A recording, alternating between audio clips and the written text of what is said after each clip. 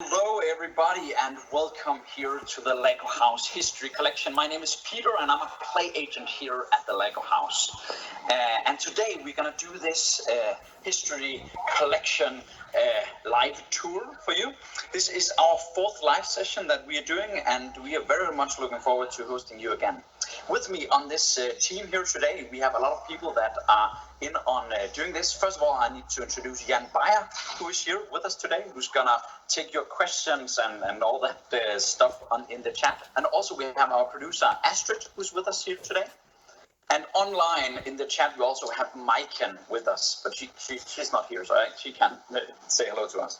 And also there is someone who's gonna take you on this tour, our tour guide, Christian, but I'll introduce him later.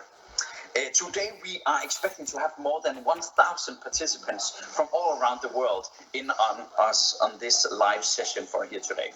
We're doing it down here in the history collection in the Lego House, and the Lego House is open. So if you are gonna see another guest going around down here in the history collection, then don't be afraid. They are allowed to be here. They are going around and looking at the Lego House today with you guys as well.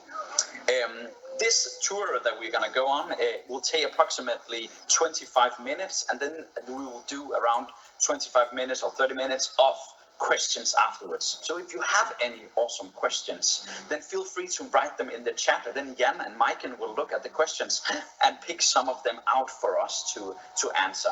But I need to make sure to tell you that we're only going to focus on the questions that is about this time period and this history tour that we're doing here today.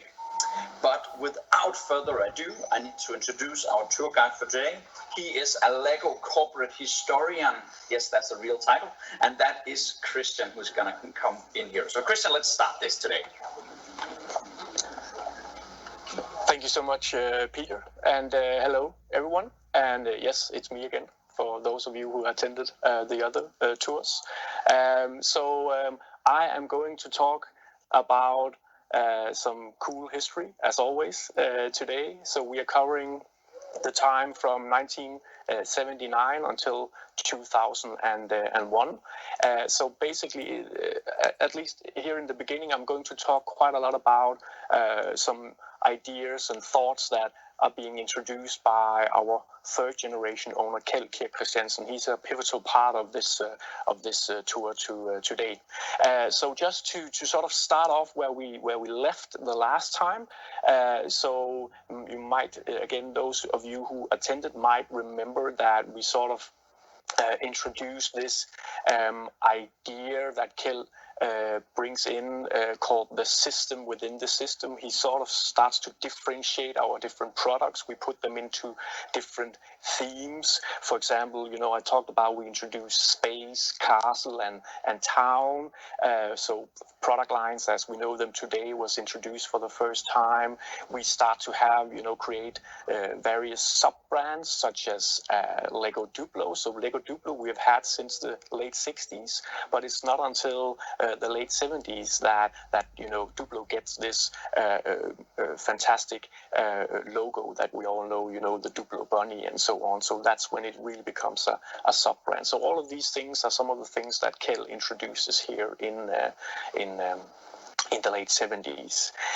So if we move up in time a little bit, so let's move over here. Quite a walk, actually, already the first time here. So I will just allow Peter here to zoom in on these beautiful products right there. So this is something that Kjeld also introduced in 1980, actually. So to Kjeld, he's thinking that our products, the Lego brick, it's a play material. But it's so much more than a play material. It's also a learning material.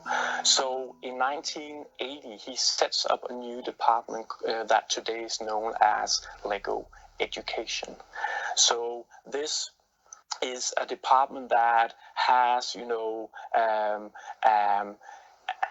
the purpose is to make products made out of Lego elements based on school classes and educational purposes, and these are some of the very early education products that we introduce. And actually, there is a little Easter egg in here, so in the close-up just before, you saw the year 2017.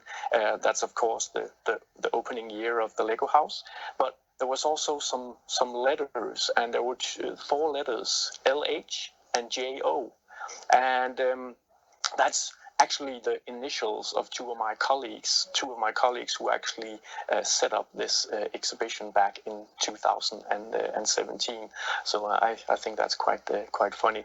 They put a little Easter egg in here, so now you know that if you are coming by to visit later on. So again, education, a new way of thinking about our brick and what the brick can do, and Kjeld really is the first really to put focus on that. It's not the first time we have products for educational purposes, but it's the first time we really start to go into this more strongly than before, creating this new department for us. Cool. So right next to it, there is another thing I have to talk about. It's very, very cool, and I'm pretty sure you think that as well. So we can take a close-up of these fantastic, colorful products that we have right here. So this is a product that is introduced actually the year before education. It's introduced in 1979. It's Fabuland. So I love Fabuland. How can you not just look at it? It's awesome. So Fabuland was introduced, as I mentioned, in 1979. We had it until 1989. It's sort of a stepping stone between our preschool products, Duplo bricks, and then ordinary Lego bricks, Lego system bricks. So you can actually also see it's a little mix between Duplo elements and Lego system elements, and the characters in Fabuland was sort of roughly in size, right in between the Duplo figure and the minifigure. So it's sort of, again, it's a stepping stone. It's for those children who thinks Duplo is too easy. It's not challenging enough for me anymore. I need more sort of. I need to be able to create a little bit more detail in what I'm building, but the Lego brick might be a little bit too difficult. And then, we came up with this. So basically, this is, I guess, where Lego Juniors is sort of today, right there as a stepping stone between the two. But the reason why I really, really love Fabuland, and I love a lot of things Lego, but also Fabuland, is this is actually the first time we introduce storytelling. Because all of these characters, they have a name. So we had, for example, Freddy Fox, we had Hannah Hippopotamus, we had Edward Elephant, and so on. They all have a name, and they also all have somewhat of personality. And we introduced this product line with books and also a stop-motion animated TV series in the 80s called Edward and Friends. So that's why, this is the very first time we start to create this sort of universe with storytelling and characters, something we, of course, are very familiar with today. So it's just to say that when you think of Lego products and storytelling, you have to go way, way back. You don't start with Star Wars or Bionicle or something like that. It goes all the way back to the late 70s and Fabuland. I think that's pretty cool. So love them. Okay, so the next thing we're going to talk about is actually we can move slightly here to my left. So we have a photo up here. It's Kjeld Christiansen sitting there, and then on the chair we have a guy called Seymour Papert, Dr. Seymour Papert. So what happens is in the 80s, I think it's around 83, 84, we have Kjeld watching Danish television, and he sees a TV program, and it's about this professor, MIT professor, Dr. Seymour Papert, and it's about his learning sort of language or programming language for children, which he calls Logo. Yes, Logo. And Kjeld is really fascinated by these ideas, and he asked, some of his employees to contact Seymour, and that is the start of actually a lifelong friendship between the two, because what they realize is that they have the same views on children and how they should learn through play. That's the best way to learn. If you don't know you're learning, you're just having fun. So some of these ideas are very similar between Kjeld and Seymour. So that also means that from 1984, we actually start to have a formal collaboration between MIT and the Lego Group.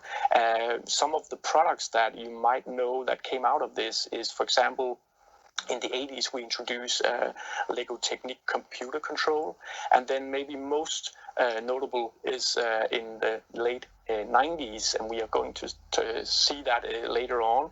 We introduce Lego Mindstorms, which is also a collaboration between the two. So we've had this collaboration with MIT since the 80s. Yeah, let's move a little bit further this way. So all of these things. So we have a photo here of a new factory, and that's something that also happens in the 80s. And I'm also going to briefly touch upon these 11 paradoxes that we have right here. So all in all, what Kjeld brings here in the late 70s, 80s is some new ideas as we've sort of established. And what this means is that we start to grow a lot as a company. So that means we need to set up new factories to be able to be able to meet the demand of our products. And we also hire in a lot of new employees and also a lot of new Lego managers.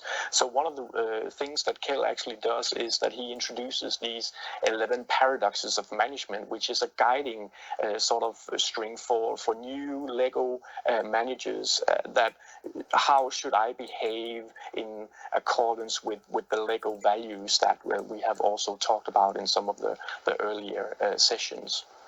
Very, very important to the family. So this is also something that is going on here in the 80s because of all the ideas that Kjeld brings with him. He really shakes up the company through the 80s. Cool. So the next thing, this is a little bit special. So let's go over here, because now. So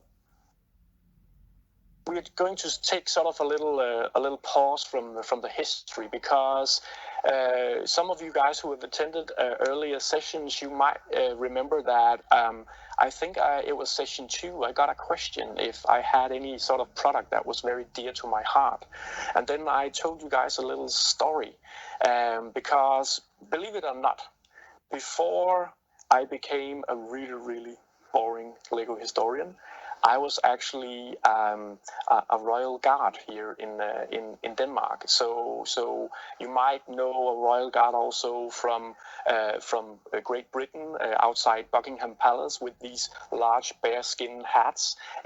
We have the same in Denmark. So I was a Danish royal guard looking out after our queen. With these large bearskin hats on. They are not very comfortable to wear, I can add. So so I told you guys that. So when I started working here, my colleagues, of course, knew this. At some point, one of my colleagues actually gave me a little minifigure, a little Royal Guard minifigure. I was so happy, and it was standing on my desk for a long time. But then when we set up this exhibition, we needed one of these little Royal Guards to guard a little treasure we have down here, and we couldn't find any. We didn't have any in our archives, so I had to donate my private little Royal Guard minifigure. So yeah, and so it's down here now, and you've asked to see it. So now we're going to do that. So it's all the way down at the bottom here. So I'm going to get the camera now, and then so apologies for if it's a little shaky. I'll try to keep it as steady. But here he is. So this is my Royal Guard minifigure guarding this huge treasure, as you can see.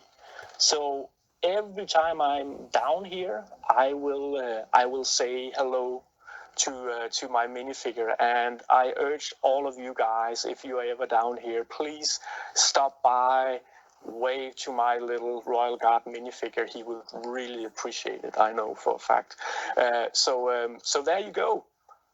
By popular demand, now you have seen my my minifigure. So yeah, so that was a little bit about that. But let's see if we can go back and actually talk about some history again. So let's continue with another very important thing that happens, and let's get a little close up here of pirates, Lego pirates. This is something that we introduced in 1989, and Lego Pirates is again, it's one of my favorites. It's actually my favorite product line, and I played a lot with pirates as a child, and that's actually quite funny because I did not have any Lego Pirates as a child, but I had a friend who had everything, so I always wanted to play at his house because then we could play with Lego Pirates. But the big game changer with Lego Pirates here, introduced in the late 80s, is of course that for the first time we decide to change the appearance of the minifigure, because pirate minifigures, and hopefully you can be able to see our Captain Redbeard that we have, and maybe you can see that he has a hook hand, he has eye patch, he has beard, and he even has a peg leg as well. So we, for the first time, really changed how the minifigure looks. Before that, it was just, as a facial expression, it was always just two dots and a smile. And I know we've talked about that. So we have Redbeard right there with his hook hand and his beard and his eye patch. So this was a big move for us as a company, to actually sort of mess with this huge icon which we've had for more than 10 years, and it really was a big thing. And do we dare to change how the minifigure looks? But it really became a success. Pirates became a huge success, and as you all know, this is something we have done, ever since. So it really caught on. But this was the first time we did it, and of course that's one of the reasons why we treasure pirates, and that is one of the milestones in this period of time. So yes, a little bit about that. And now let's move up into the 90s. So in the mid-90s, something happened. So let's move over here. So so we have second generation owner Godfred Kirk Christiansen here. So what happens is that in 1995, Godfred passes away. So this huge presence, and again, maybe if you attended some of the other sessions, you can remember some of the really key milestones. The invention of the Lego brick we know today, the creation of the Lego system, that is Gottfried. So he, of course, a big part. He stepped down as CEO of this company back in 1973. So although he was not a part of day-to-day management for more than 20 years, he was a huge presence in the company also in those years. And Gottfried, he would walk around, in the company and talk with a lot of employees, and he would always be, sort of the one urging people to, can't we do this in an even better way? So he would always look for doing it better and better. And there was actually a saying here in Billund that, that the day was never over until Gottfried was sound asleep in his bed. So because if he had an idea, he would sort of act upon it right away and try and contact the relevant people. So another funny sort of story is that sometimes to catch up on the work, Gottfried would sort of walk around the empty offices in the evening after people had left to go home after work, and so he would sort of just see if there was anything interesting on the desk, or what's he working on, what's she working on. And sometimes people would be able to see that he had been by their desk when they met in the next morning, because as a heavy smoker, sometimes there would be like cigar ashes on their table. So yeah, that's a little side story to that. Yeah. So but again, he passes away in the mid 90s. So now I'm going to talk about something that we have sort of over here, and we have a lot of things over here, and I think in a few seconds I might steal the camera again to be able to show you this a little bit better. But what we introduced in the late 90s, I believe it's around 97, we introduced a new ambition. We decide that by 2005, we want to be the biggest brand among families with children. So that's a bold claim and a huge ambition. So what we start to do, because at the same time we start to doubt a little bit that children have the time nor patience for good old-fashioned construction play. So we start to spread out into a lot of new branches. So we open up. So up here we have a photo of a groundbreaking ceremony from when we opened a Legoland park in Windsor in 1996. In 99, we also opened up another park in the States. So suddenly we are opening up new Legoland parks, new amusement parks. We are introducing new products. So maybe I can get the camera and then I can zoom in on a few of these, so just to give you a little bit of a closer view on some of these things. So we introduce video games, we introduce sort of action figures as well, and also we introduce something down here called Lego Scala, which we introduced in the late 90s as well.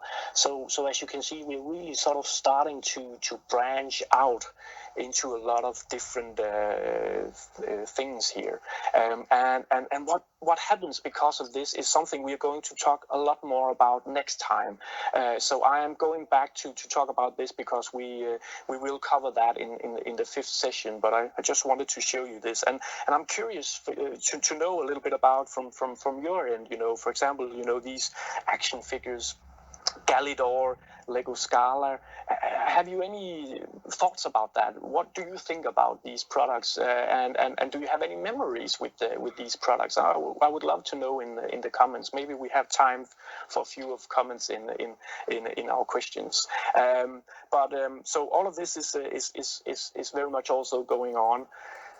So now let's move up into the late 90s. So over here. And this is something we talked about a little bit earlier, and we can start again with a close-up, is that in 1998, we introduced Lego Mindstorms. So again, it was this collaboration with MIT. We have Um, for the first time, we introduced this intelligent Lego brick that you can build into a Lego model using various Lego elements, and you can create your own little Lego robot. So this is really the first time we add behavior to Lego Play, and that was a huge thing for us here in the 90s. So again, a big step for us. Right next to this, we have another thing, and let's zoom in on that as well, because this is also something I know a lot of you guys love.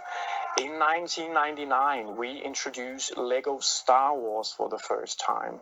So this is, of course, a huge deal for us. This is the first time we start to introduce external IPs. So for a very long time, the Lego Group was known as a company that did not do licenses. If companies ask, can we make a collaboration on some products based on our universe? The answer would always be no. And so at the end, people stopped asking because they knew the answer. One of the companies that never asked but really wanted to have a collaboration was Lucas Entertainment. Apparently, George Lucas was a huge Lego fan himself. But then suddenly they were very surprised that we suddenly contacted them, happening in the sort of mid-late 90s. And that ended up being this collaboration, and it ended up with these products being introduced in 99. So a huge deal for us. This is the first, again, one of the first time we do this. Simultaneously, we have starting a collaboration also with Disney, with some preschool products, Winnie the Pooh and so on. But this is a huge deal for us, and something new we had to learn because of this is also that in '99, that was when Episode 1 came out in cinemas. That movie. So of course there was a lot of hype around that, and we could use that hype and ride that wave of hype, you could say. But then the next year, no movie. And then, the sales declined a little bit. So it was sort of depending on a movie, no movie, movie, no movie. It was a little bit up and down. So we had to learn now with introducing these new licensed products that how can we maintain sort of a steady sales curve, instead of these fluctuations, even though one year there's a movie, the next year there isn't a movie, and so on. So that was something new for us to learn about. Another product that I have to show you in this regard also is another external IP we introduced in 2001. So let's go over here and take a look at that.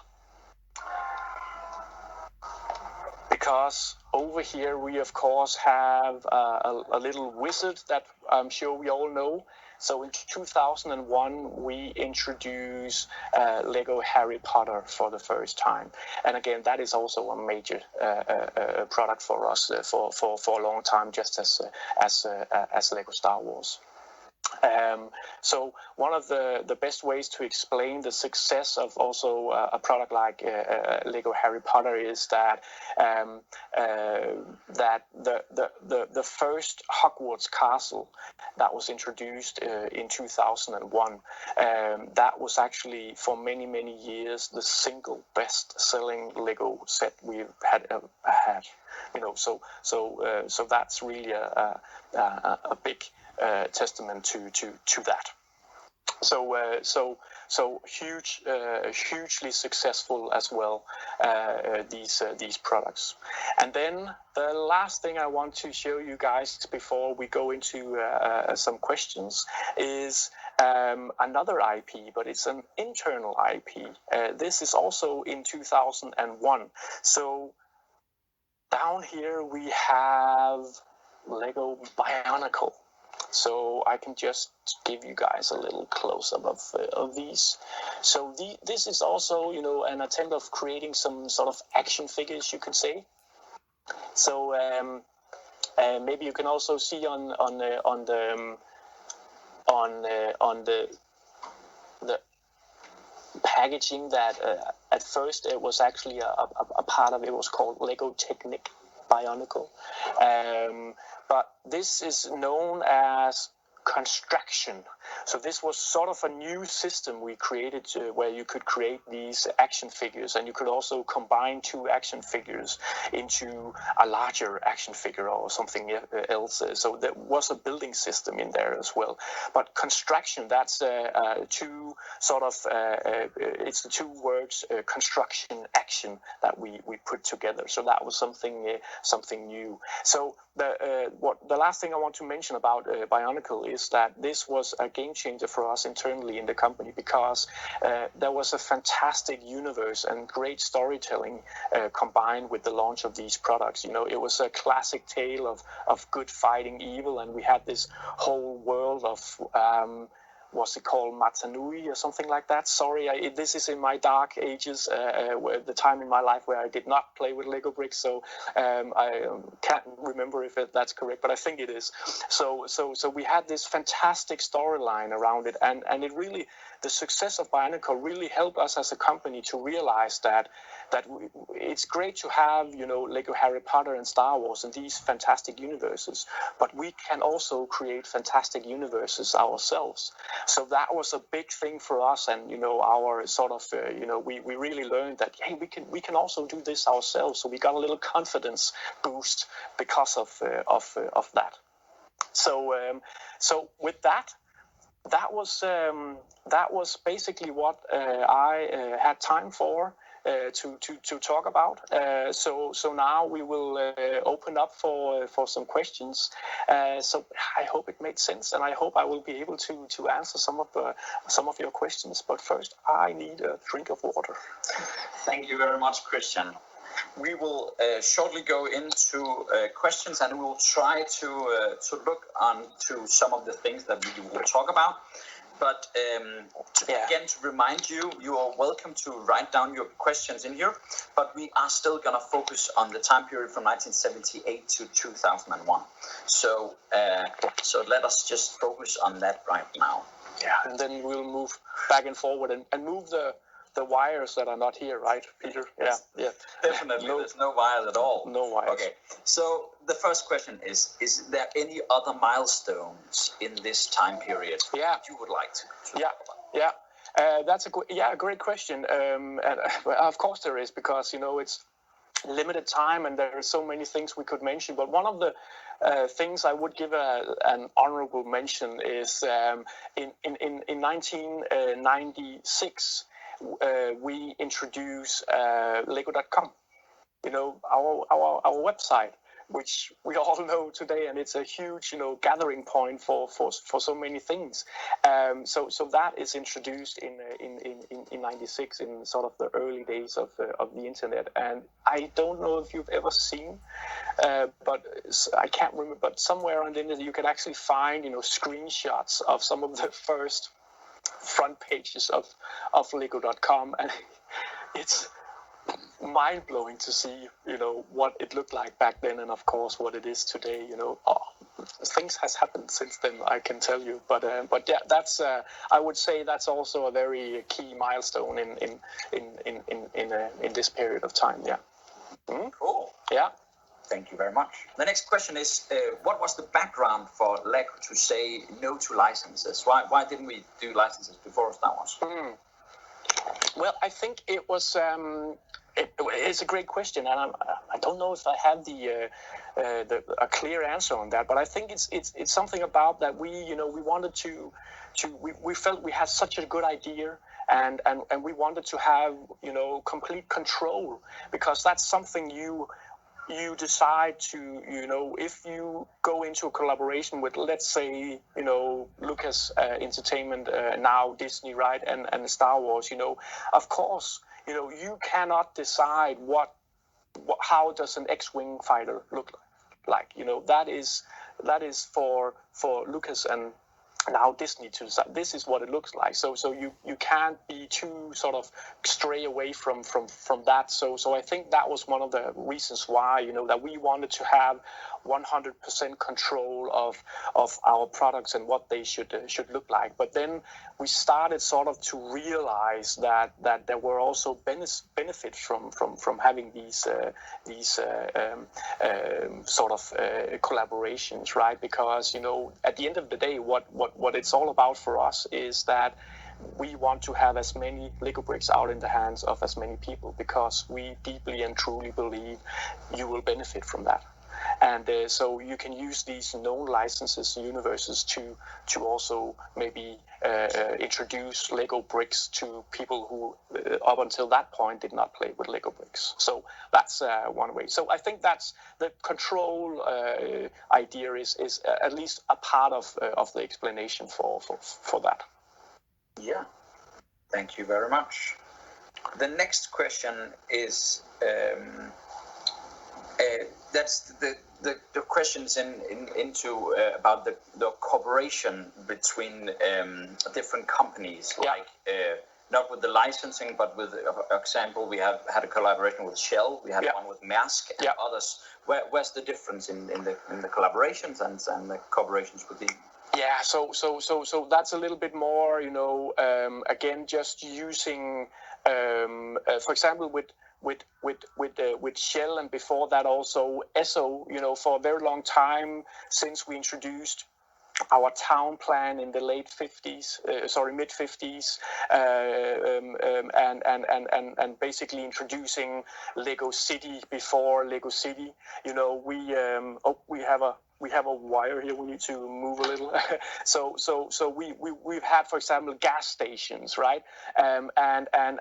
So we used, for example, Esso and Shell as brands of that gas station to be able to show that this is sort of what it is, you know, that this is what it looks like. So we will introduce these brands sometimes in that way, but it's in a completely different way than when we go into collaboration with Star Wars and Harry Potter, because that's these big universes where we actually go in and create a whole product line of products just based on that universe. So later on, I can't remember, I think it's in the 80s, we decided, you know, to stop using, for example, known brands for our gas stations, and we created our own brand, Octan, which we still have today in Lego City. When you see a gas station today, it would say, or a gas truck or anything like that, petrol truck, it says Octan on the side. So now we have created our own brand for that. Yeah. So I hope that sort of answered that question. So I've moved this a little bit because we are going a little bit down to the education, because the next question is, how did Godfrey and the rest of Lego employees react to Kel's focus on education? Was it hard for him to get through with them, and how was the time in there? Yeah, let's move down there and see if we can talk a little bit about that. So so what happens is that a lot of wires. So we have them right there, and you know, and again, as I mentioned, I don't think the problem was too big, because again, as I mentioned, this is not the first time we have products intended for educational purposes. You know, we have had products before that, but we just didn't have that many, and it was just a very small part of our company. So I just think that Kel basically just takes an idea and a belief that is already in the company. We already sort of believe that this is also a learning material, but he's just the one that really sort of put that into words and really starts to put that into action as well, setting up this department. So I don't think that he met any sort of resistance within the company or with his father, not compared to a lot of other things, you know. So it was just this sort of development into and just focusing a little bit more on some ideas that had been around. But again, it's at first and it's still it's just a department, and we still have all of the other focuses on creating fantastic play materials, but now we just also start to focus on learning materials. That's also something today we've done with our Lego Foundation, who also looks a lot into this research in learning through play and so on. Yeah. We had a question earlier that's about the use of Lego in Lego education, in Lego products in elementary school. We had a viewer that is from the US that that used Lego in elementary school and is wondering, is Lego still trying to be involved in elementary school education around the world? So, question about education today. Yeah, I'm pretty sure. So how we are moving into an area I'm not an expert in. I just have to put that disclaimer out there. But looking at Lego education, they will have sort of different products for different age